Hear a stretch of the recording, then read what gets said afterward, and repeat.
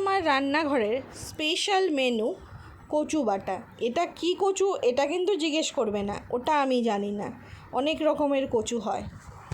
কচু বাটা, কচুগুলোকে ভালো করে ধুয়ে কুড়িয়ে নিয়েছি। তারপর মিক্সচার গ্রাইন্ডারে নারকেল কোড়ানো, কচু, কাঁচা লঙ্কা দিয়ে ভালো করে পেস্ট দিয়ে একটু তেঁতুলও দিয়ে দিচ্ছি।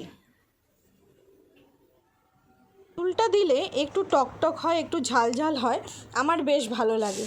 তারপর কড়াইতে তেল গরম করে ব্যাস কচুর বাটাটা দিয়ে দিলাম। কাঁচাই খায়, আমি সেরকম কাঁচা খেতে ভালোবাসি না, তাই একটু নুন হলুদ দিয়ে কড়াইতে তেল দিয়ে একটু নাড়াচাড়া করে নেব। কচু বাটা আমার রেডি। এর কার কার কচু পছন্দ আমাকে কমেন্ট করে জানিও, আমার তো খুব ফেভারিট।